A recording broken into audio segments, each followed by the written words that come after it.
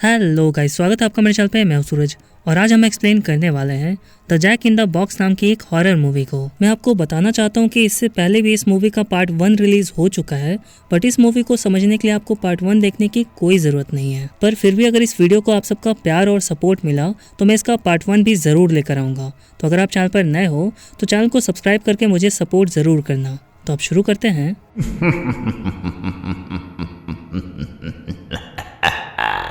Movie की शुरुआत होती है और हम एक आदमी को देखते हैं जो पैसों के बदले चीज़ों को ढूंढने का काम करता है और वो एक ओल्ड लेडी के घर the jack in the box ढूंढ के लाता है। फिर वहाँ उस ओल्ड लेडी का बेटा जिसका नाम एडगर होता है वो उस बॉक्स को ढूंढने के बदले उस आदमी को पैसे देता है। फिर वो आदमी बोलता है कि इस बॉक्स को ढूंढना इतना आसान नहीं था।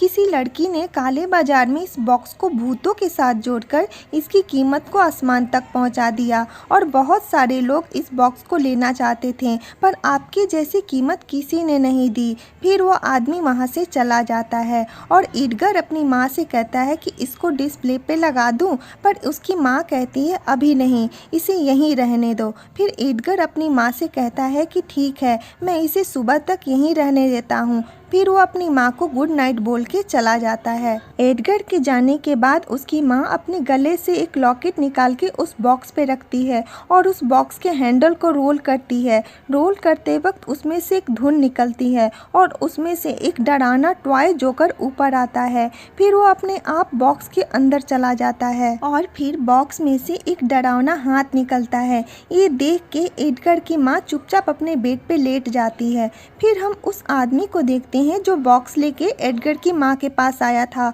उसकी चाबी उसी रूम में रह गई थी। वो अपनी चाबी लेने वापस ऊपर की तरफ जाता है, लेकिन तभी उसे वो बॉक्स वाला आदमी मार के एडगर की माँ के रूम में फेंक देता है। फिर हमें नेक्स्ट सीन दिखाया जाता है जहाँ एडगर के घर एक एमी नाम की लड़की काम करने आती है, जिसे एडगर बताता है कि उसका यहाँ रहना खाना फ्री में है और वो हर रोज दिन की शुरुआत में एमी को उसका काम बता देगा। और एमी का कमरा फर्स्ट फ्लोर पे है और उसी फ्लोर पे जेनेट और फ्रैंक भी रहते हैं। फिर एडगर बताता है कि मैं और मेरी बीमार माँ टॉप फ्लोर पे रहते हैं।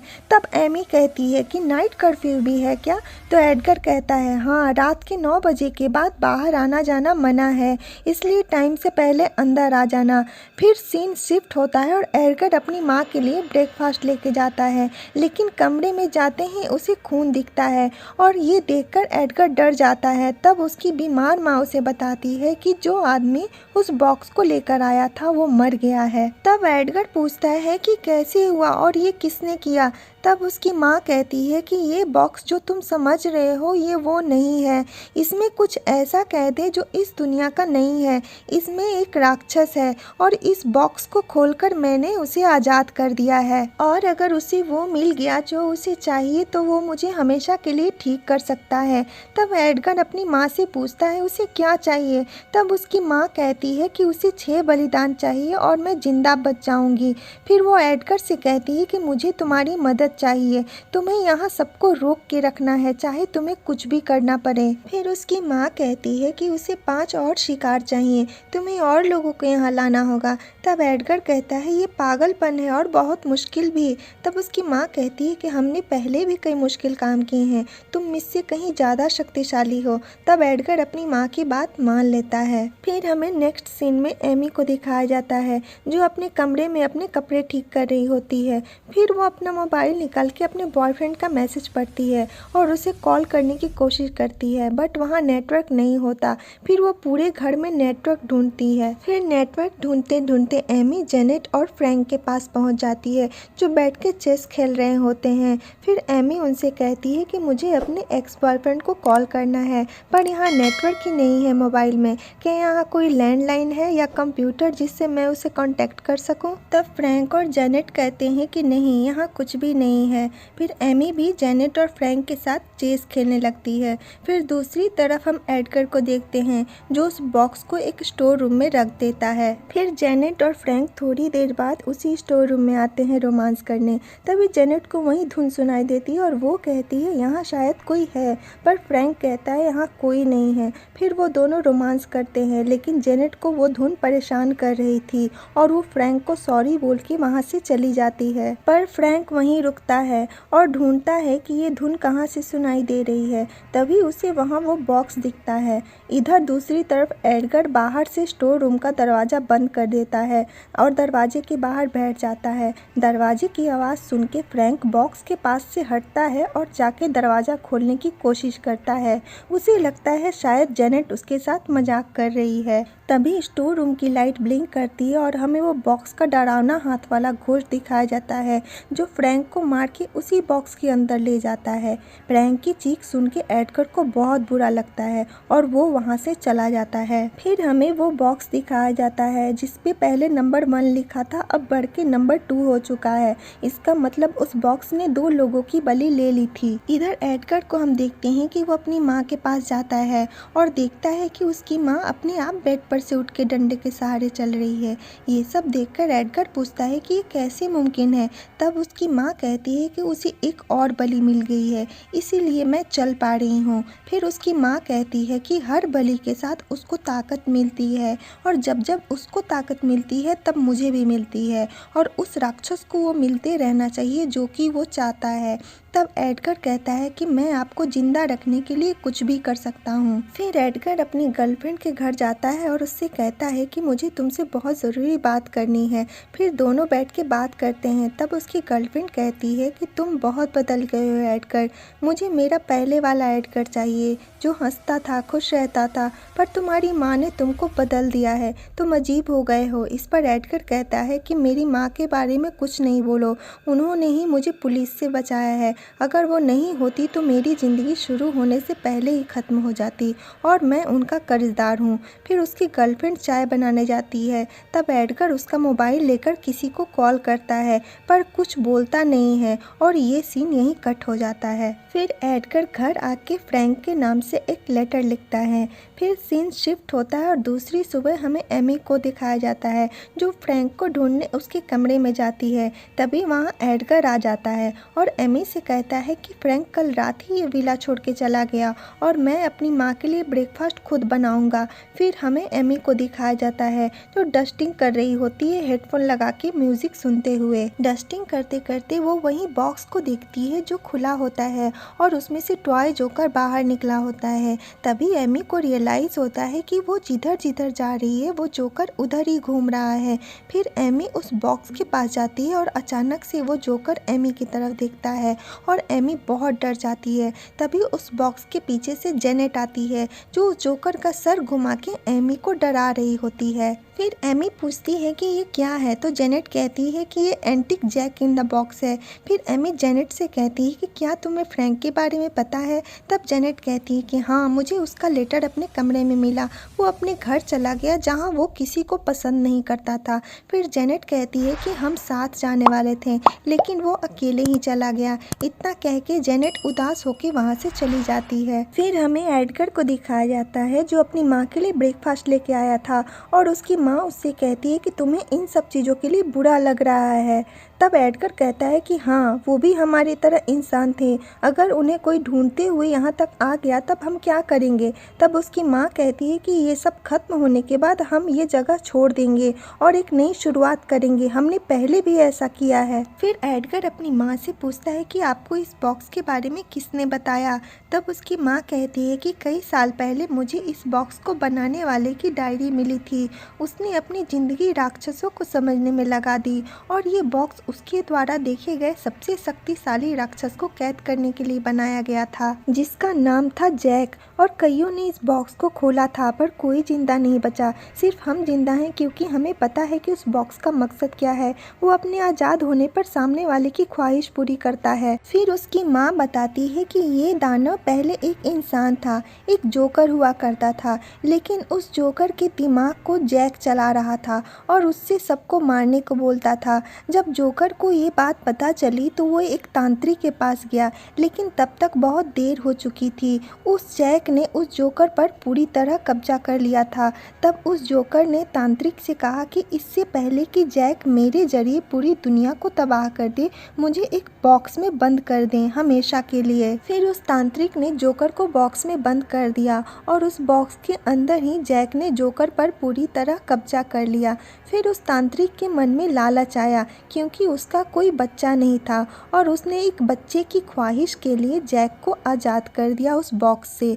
फिर उस जैक ने 6 लोगों का शिकार किया और उस तांत्रिक की ख्वाहिश पूरी की और उसे एक बेटा हुआ। फिर सीन शिफ्ट होता है और हम एडगर की गर्लफ्रेंड को देखते हैं जो उसके घर आती है। तब एडगर उसको बेहोश करके उसका मुंह बांध करके स्टोर रूम में रख देता है और उसी बॉक्स को अपनी गर्लफ्रेंड के सामने रख देता है जिसमें जैक होता है। फिर वो स्टोर रूम का दरवाज़ा बंद करके चला जाता है और बॉक्स में से वही भयानक जोकर निकलता है और उसकी गर्लफ्रेंड को मार देता है। फिर सीन शिफ्ट होता है और हम एमी और जेनेट को देखते हैं जो एडगर के बारे में बात कर रही होती हैं और एडगर छिपकर उनकी बातें सुनता है। फिर जेनेट एमी को बताती है कि एक दिन एडगर ने नशे की हालत में उसे बताया कि उसके पिता को भी शराब पीने की आदत थी और वो नशे में उसकी माँ से बदतमीजी करते थे। एक दिन अपने पिता की बदतमीजी देखकर एडगर को बहुत गुस्सा आता है और शराब की बोतल अपने पिता के सर पे फोड़ देता है जिससे उनकी डेथ हो जाती है। उस समय एडगर सिर्फ 12 साल का था।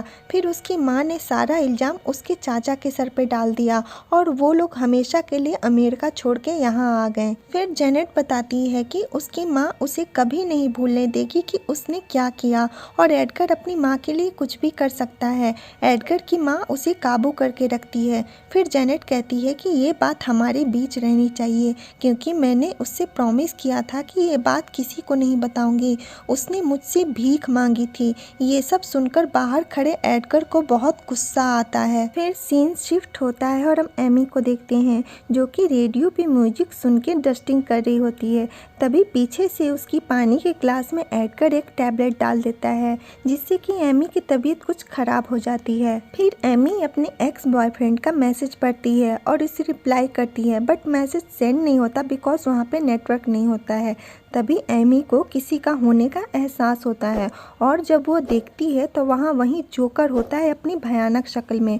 उसे देखकर एमी जोर से चिल्लाती हुई सीढ़ियों से नीचे भागती है और उसकी चीख सुन के जेनेट आ जाती है और उससे पूछती है कि क्या हुआ बट एमी कुछ बोल नहीं पाती और बेहोश हो जाती है और ये सीन यहीं कट हो जाता है। फिर दूसरी सुबह हम एमी को देखते हैं जो अपने कमरे में आराम कर रही होती है। तभी एडगर उसके लिए ब्रेकफास्ट लेके आता है और उससे पूछता है कि तुम कैसा फील कर रही हो और तुमने रात को क्या देखा था। इस पर एमी कहती है कि मैंने एक भयानक दानव देखा और मैं अभी के अभी अपने घर जाना चाहती हूँ। इस पर एडगर कहता है कि तुम अपने काम से 1 हफ्ते की छुट्टी ले लो, मैं और जेनेट सब संभाल लेंगे, तुम बस आराम करो, मैं अपने डॉक्टर को बुलाता हूँ तुम्हें चेक करने के लिए। फिर एडगर अपने घरेलू डॉक्टर को बुलाता है और वो डॉक्टर आके एमी को चेक करता है और चेक करने के बाद वो एमी से कहता है कि ड्रग्स लेने के बाद लोगों को अक्सर ऐसा वहम होता है जैसा कि कल रात तुम्हें हुआ था। इस पर एमी कहती है कि मैंने कोई ड्रग्स नहीं लिया था। फिर डॉक्टर एमी से कहता है कि तुम्हें आराम की ज़रूरत है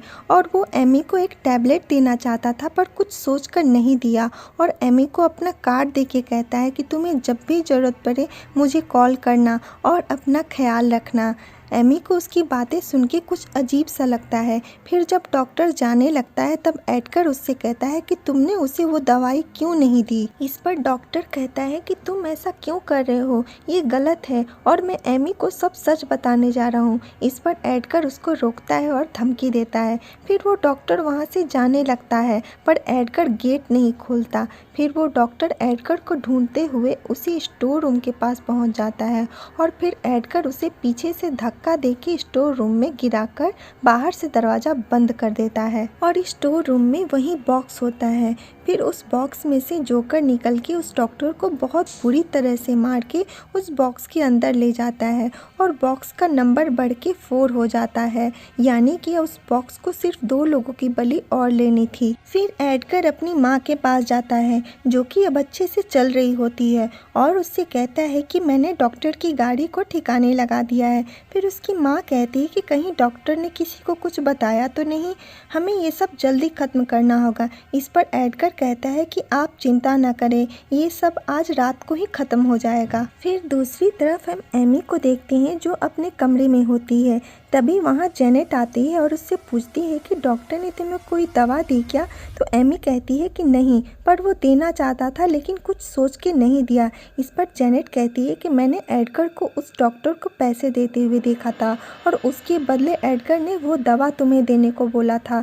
पता नहीं वो ऐसा क्यों कर रहा है। फिर एमी जेनेट से कहती है कि यहाँ कुछ बहुत अजीब हो रहा है और उसे एक चाबियों का गुच्छा देके कहती है कि देखो, इसमें से गेट की चाबी गायब है। एडगर ने हमें यहाँ लॉक कर दिया है। फिर एमी जेनेट से कहती है कि मैं चाबी ढूंढ के यहाँ से निकल जाऊंगी, क्या तुम मेरे साथ चल रही हो? तब जेनेट हाँ में सिर हिलाती है। फिर हम जेनेट को देखते हैं कि वो चाबियाँ ढूंढ रही होती है और चाबी ढूंढते ढूंढते उसी स्टोर रूम में आ जाती है जहाँ पे वो बॉक्स रहता है और उसे वहाँ वही धुन सुनाई देती है और वो उस धुन की तरफ जाती है। फिर सीन शिफ्ट होता है और हम एमी को देखते हैं जो अपने कपड़े पैक कर रही होती है। कपड़े पैक करते हुए उसे टेबल पे उस डॉक्टर का कार्ड दिखता है। जब वो जाके कार्ड देखती है तो उसे पता चलता है कि वो एक डॉक्टर नहीं बल्कि एक एक्टर होता है और उस कार्ड के पीछे लिखा होता है कि एडगर पे कभी यकीन नहीं करना और यहाँ से चली जाना। फिर दूसरी तरफ हम जेनेट को देखते हैं जिसे जोकर बुरी तरह से मार रहा होता है और वो भागती हुई बाहर जाती है, पर एडगर बाहर से दरवाज़ा बंद कर देता है और वो फिर जोकर जेनेट को मारकर उसी बॉक्स के अंदर ले जाता है और बॉक्स का नंबर बढ़ के 5 हो जाता है। फिर इधर एमी को दिखाया जाता है जो जेनेट को ढूंढ रही होती है और इसे ढूंढते हुए उसी स्टोर रूम में पहुंच जाती है जहां वो बॉक्स होता है और वो बॉक्स के पास खून और जेनेट का कटा हुआ हाथ देख के जोर से चिल्लाती है और वहां से भाग जाती है। दूसरी तरफ एडगर भी एमी को ढूंढते हुए उसके कमरे में आता है तो एमी मौके का फ़ायदा उठाकर बाहर से दरवाज़ा बंद कर देती है। फिर एमी चाबी ढूंढती है गेट का और उसे वो चाबी मिल भी जाती है। तभी एडगर की माँ पीछे से आ जाती है और एमी के पेट में चाकू मार देती है और उससे कहती है कि वो दानव तुम्हें भी मार देगा एमी और तुम कुछ नहीं कर सकती। तभी एमी मौका देख के एडगर की माँ के हाथ से चाकू लेके उसकी माँ को मार देती है। अपनी माँ की चीख सुन के एडगर दरवाज़ा तोड़ता है और इधर एमी घर से भाग रही होती है कि सामने वो जोकर आ जाता है। फिर एमी दूसरे दरवाजे से भागने जाती है पर वो दरवाज़ा बंद होता है। फिर लकीली वो गेट खुल जाता है और एमी गेट की तरफ चिल्लाती हुई भागती है और गिर जाती है क्योंकि वो इंजर्ड होती है और जोकर उसके पास आ जाता है उसे मारने के लिए, लेकिन एमी चाकू से वार करती है और गेट के बंद होने से पहले वो गेट के बाहर चली जाती है और वो जोकर गेट के अंदर ही रह जाता है। फिर एमी बाहर जाके एक गाड़ी को हेल्प के लिए रोकती है और एक आदमी आके एमी की हेल्प करता है। दूसरी तरफ हम एडगर को देखते हैं जो अपनी माँ की बॉडी के पास होता है और उससे कहता है कि मैं आपको फिर से हंसते हुए देखना चाहता हूँ और मैं अपना प्रॉमिस पूरा करूँगा, चाहे इसके लिए मैं भले ही जिंदा ना रहूँ। तभी पीछे से वो जोकर आता है और एडगर अपने आप को उसे मारने देता है। एडगर को मार के वो जोकर उसी बॉक्स में ले जाता है और बॉक्स का नंबर 6 हो जाता है और 6 नंबर होते हैं एडगर की माँ जिंदा हो जाती है और ये मूवी यहीं ख़त्म हो जाती है।